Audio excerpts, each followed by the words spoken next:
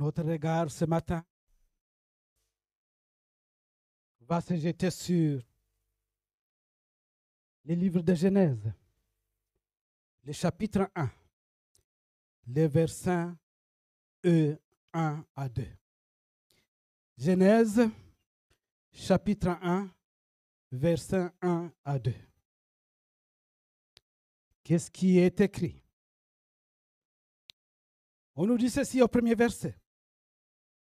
Au commencement, Dieu créa les cieux et la terre.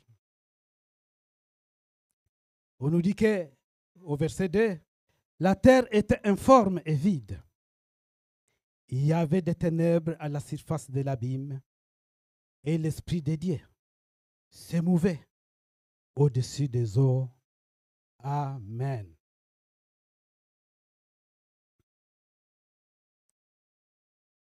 Mes bien-aimés, l'auteur du livre de Genèse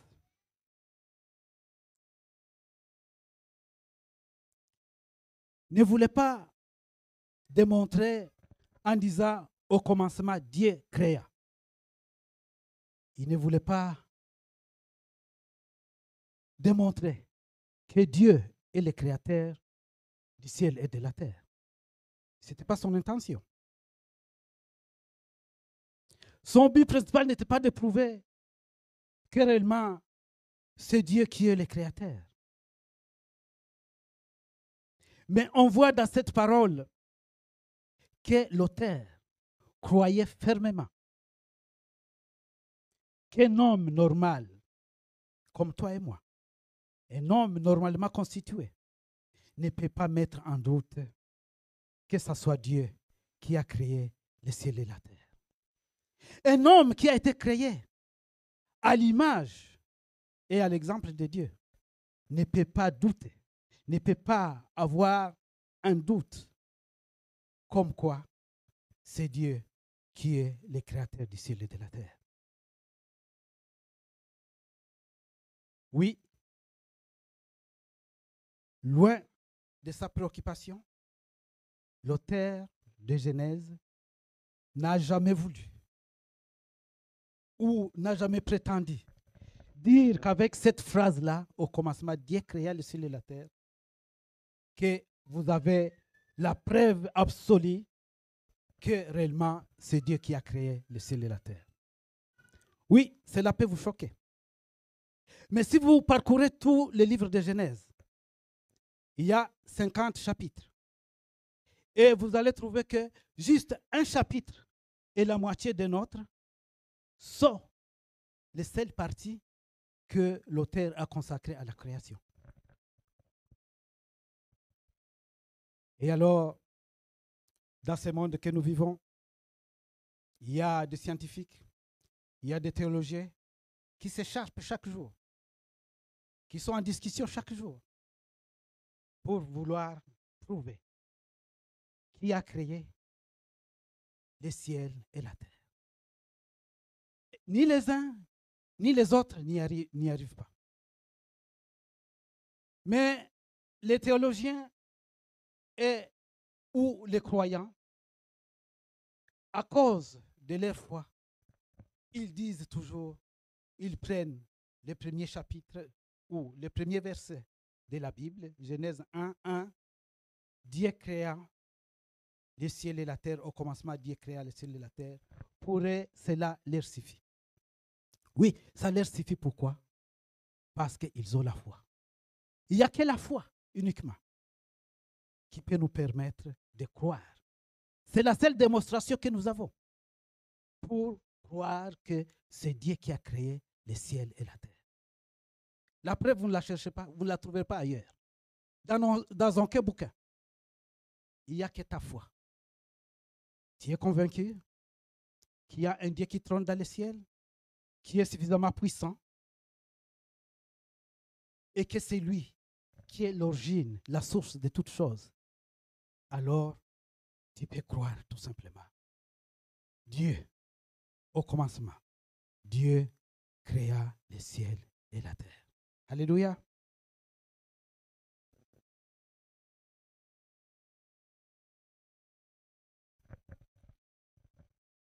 Une autre chose que l'auteur de Genèse nous montre,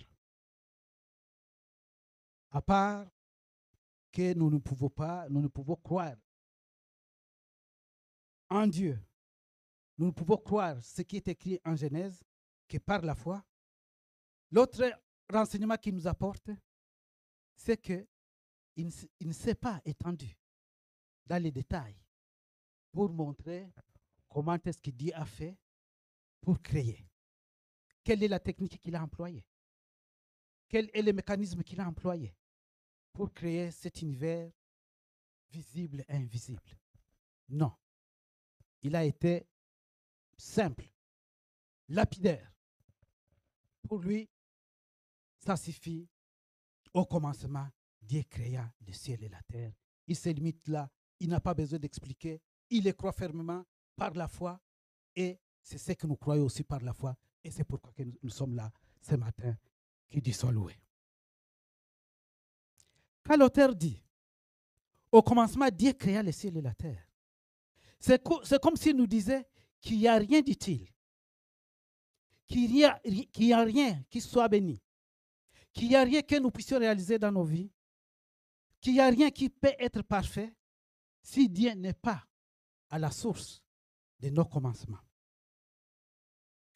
Inspiré par l'Esprit, l'auteur de Genèse montre que les deux mots, commencement et Dieu, sont inséparables. Alléluia. Oui, ces deux mots vont ensemble. Ils sont associés pour que nous puissions arriver à la réussite de toutes choses. Amen. Pour que tous tes commencements contribuent à l'accomplissement de ce que Dieu a voulu faire de toi, parce que Dieu nous a créés pour un but précis. Et pour que ce but précis pour lequel Dieu nous a créés soit atteint, oui, nos débuts doivent être avec Dieu. Alléluia. Oui, mes bien-aimés, tout projet sans Dieu te laissera dans la tristesse, dans le chagrin, les pleurs et les deuils. Mais tout commencement avec Dieu a comme conséquence la bénédiction, la joie et la réussite. Que Dieu soit loué. Mes bien-aimés, peut-être l'année 2023, nous avons commencé des projets sans qu'on puisse y associer Dieu.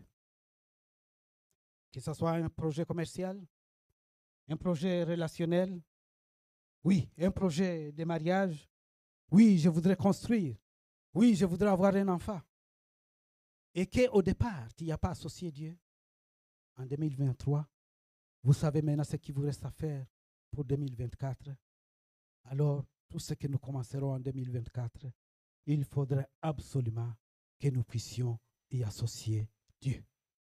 Que Dieu soit dans nos débuts, que Dieu soit dans nos commencements, si nous voulons que nous puissions réussir. Alléluia. Amen. Oui, il est écrit dans Apocalypse, je suis l'alpha et l'oméga. Oui, alpha comme dans Genèse, le début de toutes choses. Oui, oméga comme la fin de toutes choses. Oui, il est l'alpha et l'oméga. Pourquoi?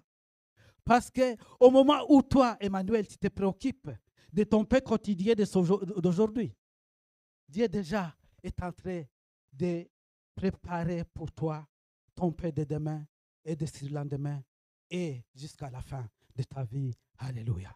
Amen. Il a toujours une longueur d'avance sur nous. Amen. Oui, mes bien-aimés,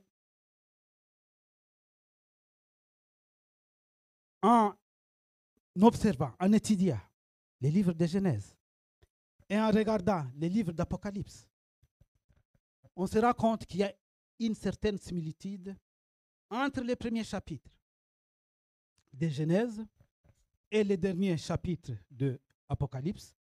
Ça signifie le chapitre 22. Il y a une similitude entre le deuxième chapitre et le chapitre 21 donc le chapitre 2 de Genèse et le chapitre 21 d'Apocalypse. Oui, le chapitre 3 de Genèse et les chapitres 19 les chapitres 20 plutôt d'Apocalypse. Oui, ça c'est un sujet que peut-être un jour Dieu nous permettra de pouvoir développer dans sa maison. Oui, je rappelle tout simplement que pour que tes fins soient parfaites, il faudrait que tes commencements le soient aussi.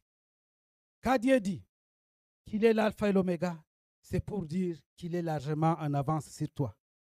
Car il s'occupe déjà de ta fin avant même que ton début ait commencé. Oui, c'est-à-dire, quand tu te soucies, ce que je disais tout à l'heure, de ce que tu vas manger aujourd'hui, lui, il a déjà préparé une table merveilleuse pour toi. La table sur laquelle tu vas manger le lendemain. Alléluia. Alors, pourquoi ne pas mettre Dieu au début de chacune de nos actions? Oui, au commencement, Dieu créa les cieux et la terre. La terre était informe et vide. Il y avait des ténèbres à la surface de l'abîme et l'Esprit de Dieu se mouvait au-dessus des eaux. Je vais reprendre en d'autres termes. Au commencement, Dieu créa l'univers. On nous dit que la terre était sans forme. La terre était vide. L'obscurité régnait sur ce vide-là, qui n'avait pas de forme.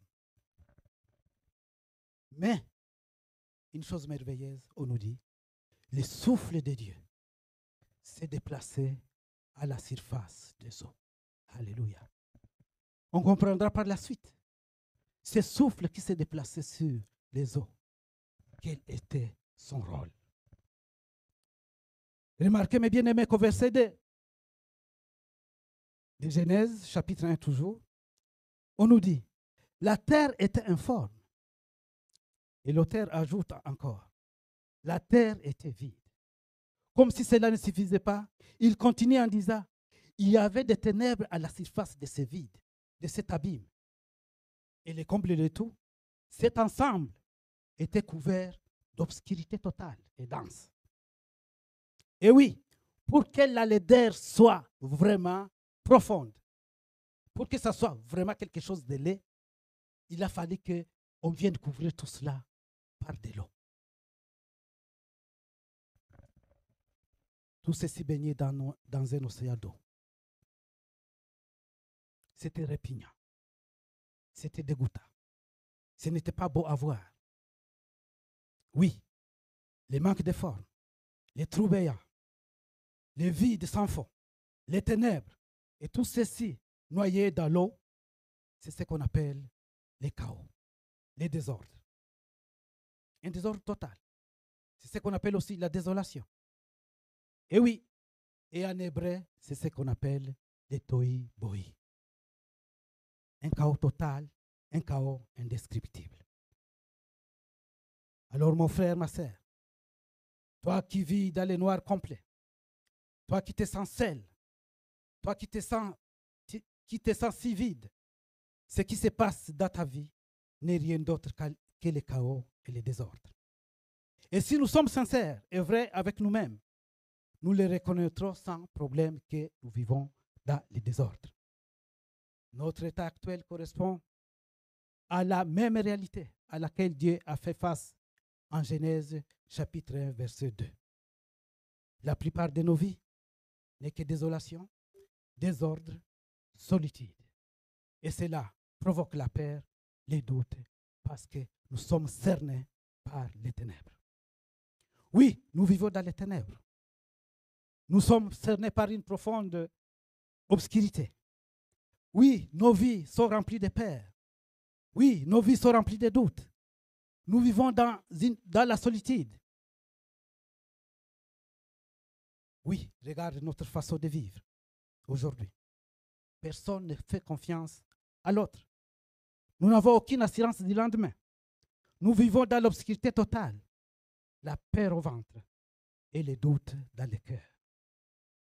Quand nous marchons, c'est comme si nous sommes poursuivis par un danger invisible.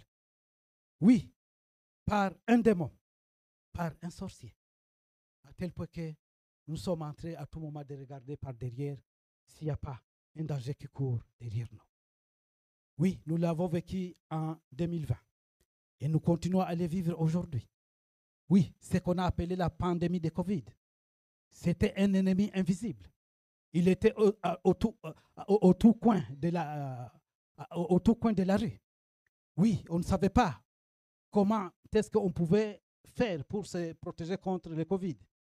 On a pris toutes les mesures possibles de distanciation, d'apporter des masques et autre chose, mais on était tenu dans la peur, dans l'incertitude. On ne savait pas quel sera notre lendemain. Amen. Alors, mes bien-aimés, oui, nous vivons dans l'obscurité et notre horizon est bouché. On ne peut même pas aller se réfugier à l'église, dans nos assemblées. Parce que dans nos assemblées, quand vous regardez la vie de nos fidèles, la vie de nous-mêmes, oui, c'est aussi une vie remplie d'obscurité et de désolation. L'obscurité se sont abattues sur nos mariages. L'obscurité se sont abattues sur nos relations avec nos enfants. Et oui, et pour certains mariages, ça ne tient que sur un petit fil. Et ce petit fil s'appelle les enfants. Et certaines épouses diront tout simplement, je ne serai plus dans cette maison s'il n'y avait pas mes enfants. Si je continue à vivre dans cette maison, c'est parce que j'ai des enfants à élever. Ce n'est pas pour ça que Dieu nous a créés, mes bien-aimés. Il nous a créés pour plus que ça. Il nous a créés pour que nous puissions avoir le bonheur et la joie. Mais nous nous résignons tout simplement à vivre, à élever les enfants. Nous vivons dans une prison, nous sommes enfermés et nous ne savons pas quoi faire. Mais un jour, ces enfants vont grandir, ils vont partir et tu vas rester seul. Alors, qu'est-ce que tu deviendras? C'est la question qu'il faudrait te poser. Donc, il faudrait chercher la solution ailleurs. Oui, l'obscurité, les tohu-bohi, les chaos, les désordres, la désolation, c'est ça la réalité de nos vies actuellement. Oui, nous vivons en couple, mais nous vivons comme des solitaires parce que nous sommes incapables d'avoir une conversation, de pouvoir communiquer, incapables de pouvoir partager un sourire. Tout cela, c'est le désordre, c'est les ténèbres. Nous vivons dans un monde où nous sommes entourés déjà. Mais nous sommes si seuls, si solitaires et si isolés. Au fait, combien d'amis vous avez sur Facebook? Combien d'amis vous avez sur Instagram? Combien d'amis vous avez sur, je ne sais pas, WhatsApp et autres, et TikTok, etc., etc. Peut-être 500? Peut-être 1000, 2000, 5000 ou plus? Mais ces gens-là, est-ce que réellement ils ont besoin de toi? Est-ce que réellement toi tu as besoin d'eux? Oui, chaque fois que vous échangez, la seule chose qu'ils veulent de toi, c'est que tu leur dises ce qu'ils ont envie d'entendre. C'est tout ce qu'ils veulent. Ne leur raconte pas autre chose que ce qu'ils veulent entendre. Ils n'ont pas besoin de savoir si tu as mangé hier ou si tu es malade. Non, ce n'est pas leur problème. Leur problème, c'est de liker. Tu vas très bien. Ta photo est magnifique, etc., etc. Le reste, ça ne les intéresse pas. Alors, est-ce que tu dirais que tu es entouré de gens? Non, tu es tout seul. Parce qu'au moment où tu es en train de baigner dans la sombre obscurité, dans la désolation, personne de cet entourage-là, de ce monde-là, ne te viendra au secours.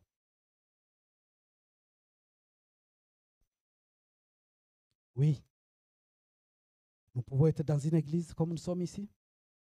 Nous sommes une centaine de personnes. D'autres églises ont peut-être 700 membres ou plus. Mais aussi, la vie dans nos églises n'est pas différente de cette vie que je viens de décrire, où nous avons des amis sur Facebook et ailleurs. On peut être dans une église, dans une assemblée et être aussi si seul. Être dans un désert d'hommes. Et ça, c'est triste. Mais heureusement, il y a une solution. Ésaïe 24, verset 19 à 20, nous dit tout ceci. Nous dit ceci. Je vais juste paraphraser, je ne vais pas lire tous les textes. Ésaïe 24, verset 19 à 20. Je résume. On nous dit ceci. La terre est déchirée. Elle chancelle. Elle s'écroule sous le poids de sa faute. Son péché pèse sur elle et elle ne peut plus se relever. La terre chancelle.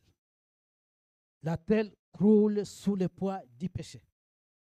Nous-mêmes, nous croulons sous le poids de nos iniquités. Et il nous est impossible de nous relever de nous-mêmes. Oui, la solution vient. La solution viendra d'ailleurs. Oui, au commencement, Dieu créa le ciel et la terre. Mais cette terre, elle était informe et vide. Cette terre baignait dans les ténèbres. Oh, mais l'histoire de la création ne se limite pas à décrire ce chaos-là, tout simplement. On nous dit au verset 2, et l'Esprit de Dieu s'émouvait. L'Esprit de Dieu planait. L'Esprit de Dieu reposait sur cette situation chaotique. Alléluia.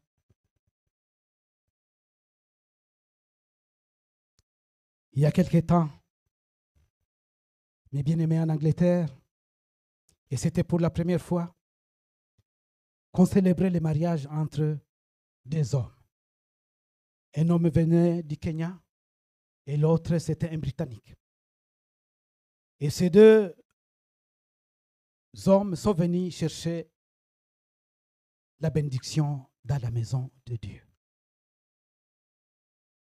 Et ce n'est pas n'importe qui, ce n'est pas n'importe quel ministre de Dieu qui a célébré ce mariage, entre guillemets. C'était l'archevêque, l'archbishop de Canterbury, qui lui-même a pris la responsabilité de pouvoir unir ces deux hommes-là. Les désordres, les chaos, les tohu-bohi. Combien de fois, mes bien-aimés, nous sommes sur la route, on est en train de se promener et on est surpris par une situation et on regarde et on se pose la question. Est-ce un homme que je vois ou c'est une femme? Les chaos, les désordres, les tohu-bohi. Plus grave encore, les médias nous rapportent des orgies et autres pratiques sexuelles ignobles et dégradantes qui se font à travers le monde. Oui, ces pratiques sexuelles se font entre humains et ça ne se limite pas aux humains. Oui, ça continue et ça va jusque entre les humains et les animaux. Et comment vous appellerez ça? Si ce n'est pas les chaos, les désordres, les ténèbres. Oui, cette situation répugnante qu'on nous a décrite dans Genèse chapitre 1, verset 1 à 2. Oui, on dirait tout simplement que Sodome et Gomorrhe sont de retour dans notre siècle présent. Pourquoi aller chercher plus loin les chaos? Pourquoi aller chercher très loin les désordres? Regarde au fond de toi-même. Quelle est cette vie que tu mènes?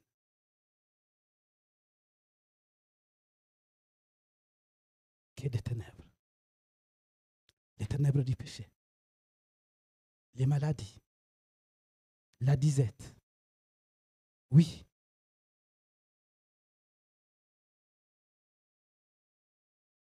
les désordres, les tohu-bohu règnent aussi dans nos vies. Et nous avons besoin de trouver une solution. Alléluia. Je vais vous raconter une triste histoire. Il y avait en Tanzanie un pasteur adventiste. Et c'est le samedi qu'ils célèbrent leur culte. Après le culte du samedi, le pasteur est passé parmi ses fidèles pour dire bonjour. Et là-bas, il y avait une femme, une très belle femme, qui fréquentait l'église. Et le pasteur vient et l'aborde, lui demande ses nouvelles. Il lui pose la question,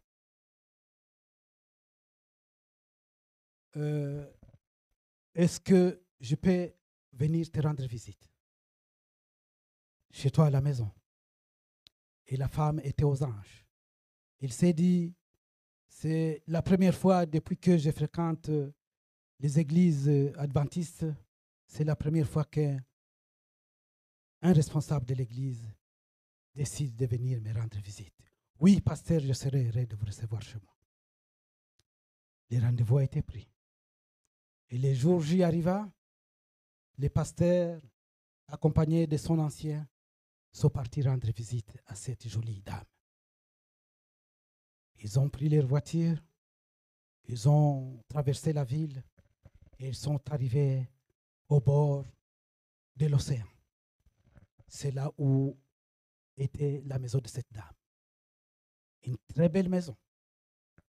Ils arrivent à la porte, le pasteur appelle, la dame était déjà au perron de la maison. Il commande la porte tout seul s'ouvre. Et le pasteur, avec sa voiture, entre dans la maison. Et aussitôt que la voiture a traversé, la porte derrière se referme. Et le pasteur était un peu ébahi. Il cherchait gauche-droite de voir où est cette sentinelle qui a ouvert la porte et qui a refermé la porte. Mais c'était tellement magnifique que la porte allait à une vitesse pour se fermer, pour s'ouvrir.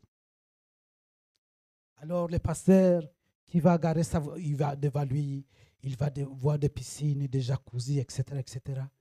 Et quand il arrive sur le parking, oui, une vingtaine de voitures, de grosses cylindres. Avec sa petite voiture Toyota Starlet, il ne savait pas comment est-ce qu'il va salir ce joli parking qui est rempli de belles voitures. Finalement, il a dit garer. Et la dame que je vais appeler Safi les approche à la maison.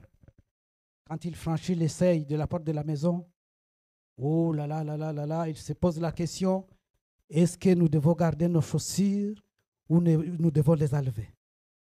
Le pasteur regarde la moquette lui dit, pasteur, tu dois enlever tes chaussures. Tu ne peux pas marcher sur la moquette comme ça. Mais la dame de la maison dit, pasteur, non, ne vous en faites pas.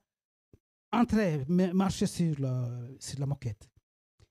Le pasteur se souvient qu'à l'école, lui a dit il faudrait être poli quand tu entres chez autrui. Bon, finalement, le pasteur est entré dans la maison. Une très belle maison, bien décorée, etc., etc. On leur a servi à manger le petit, l'apéritif, etc., etc., la mise-gueule, etc., etc. Et finalement, ils ont été invités à la table. Ils ont mangé.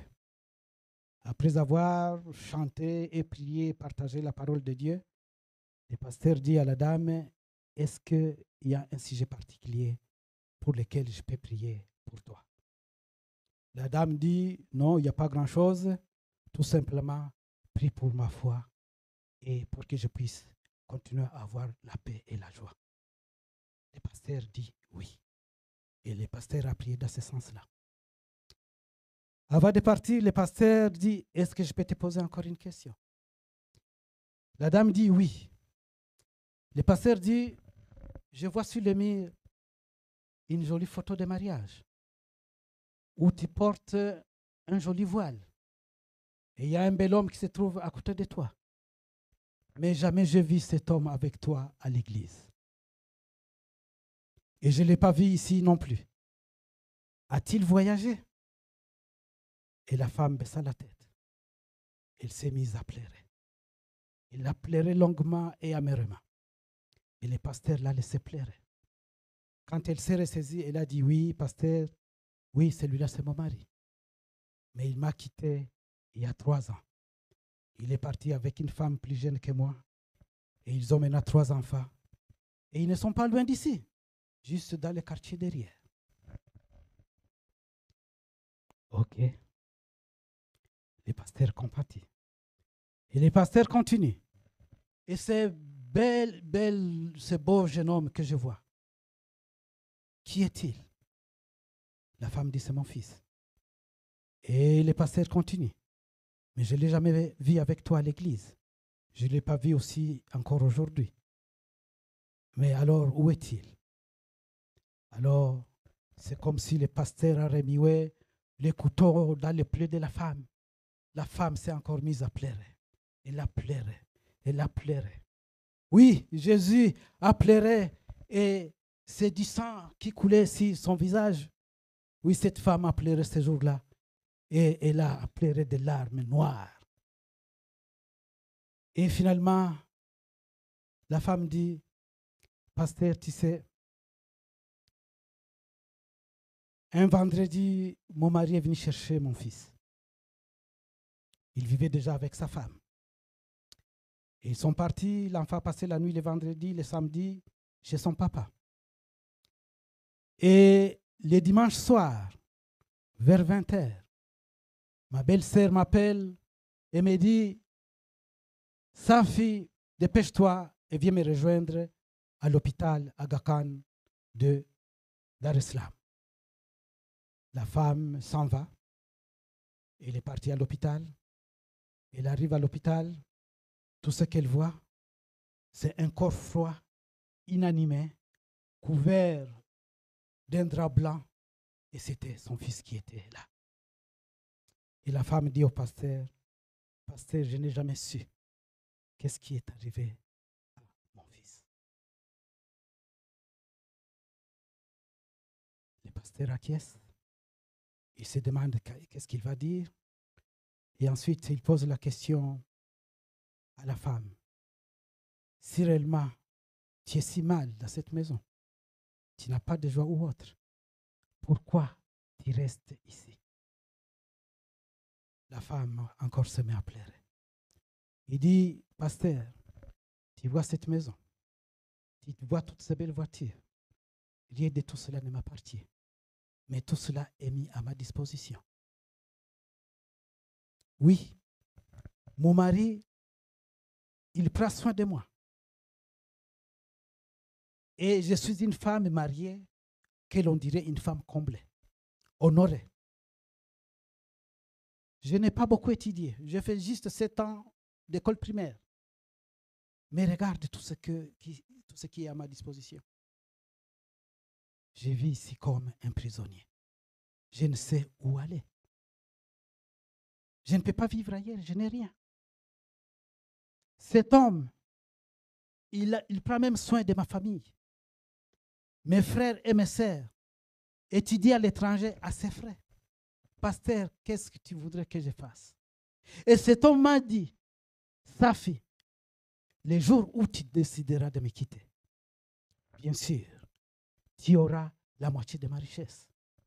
Mais sache une chose, tout ce que tu auras gagné dans le divorce, tu le termineras quand je vais te traîner devant les cours et tribunaux de ces pays. Voilà, pasteur, pourquoi je suis main et pieds liés dans cette maison. La femme s'est mise encore à pleurer. Mais bien aimé, regardez cette vie.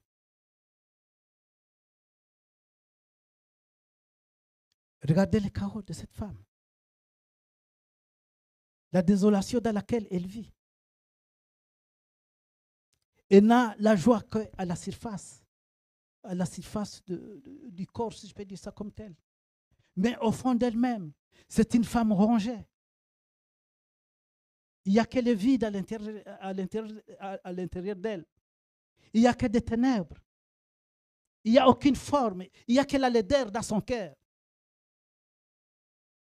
Oui, comme au jour de la création.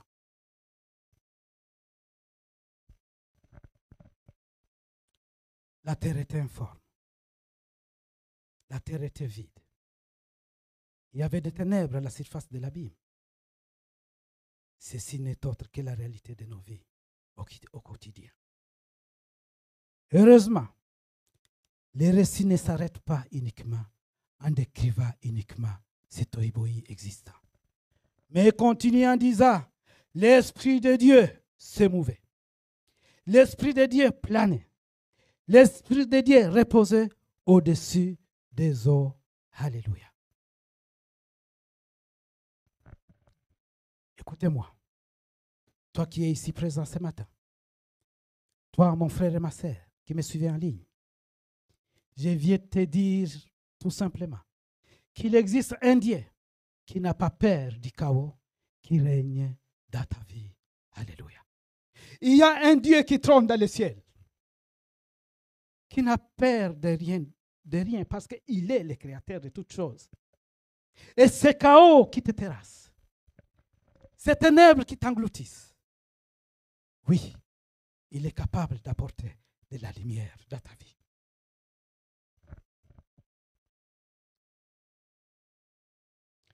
Peu importe ce que tu vis, que ce soit la tempête, que ce soit l'orage, que ce soit les vagues, les troubles et toutes sortes d'agitations qui t'inquiètent. Oui, la Bible te dit, ne t'inquiète pas, l'Esprit de Dieu repose à nous. Alléluia. Oui, c'est son esprit qui vivifie. C'est son esprit qui nous donne la force. Oui, la force d'avancer. C'est son esprit qui nous soutient. C'est son esprit qui nous donne l'espoir, la joie et la paix dans la tourmente. Et sache, si l'Esprit de Dieu est sur toi, si l'Esprit de Dieu repose sur ta confusion, il n'y a aucun doute. Soyez rassurés. Tout reviendra dans l'ordre. Alléluia. Amen. Je ne sais pas ce que tu traverses. Je ne sais pas quel genre d'obscurité qui te fait peur. Je ne sais pas c'est quelle sorte de chaos qui t'accable. Je ne sais pas c'est quoi ces problèmes qui te pèsent et qui te fait pleurer chaque soir avant de dormir. Je ne sais pas c'est quoi. Qu'est-ce qui t'a volé ta joie et qu'est-ce qui t'a volé ta paix. Mais j'ai une bonne nouvelle pour toi ce matin. Car Dieu m'a envoyé te dire que son esprit est là, prêt à reposer sur le désordre de ta vie. Et je te confirme encore ce matin. Si seulement son esprit repose sur toi, le chaos ne pourra plus jamais continuer à exister dans ta vie. Alléluia. Et en voici la preuve. Si nous continuons à lire les livres de Genèse, chapitre 1, verset 3, les choses extraordinaires se pointent à l'horizon. On nous dit, la lumière apparaît. Mais tout à l'heure, c'était l'obscurité qui entourait ces trous vides et couverts d'eau. On nous dit, la lumière apparaît. Oui, c'est la lumière qui sépare la nuit et le jour. Et si tu continues, on nous dit, l'eau est divisée, séparée en deux.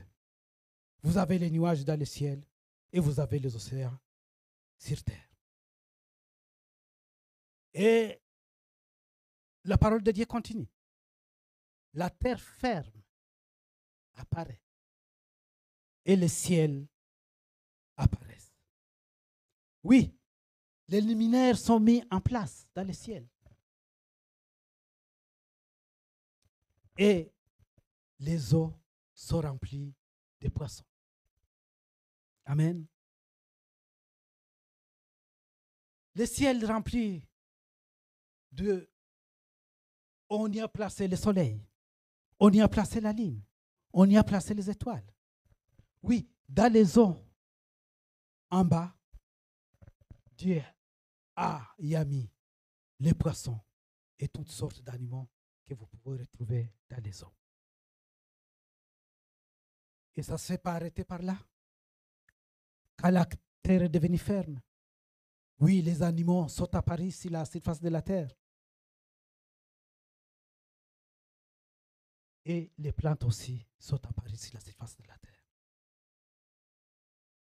Et quand on continue vers le 6e jour, Dieu se décide de créer une créature merveilleuse.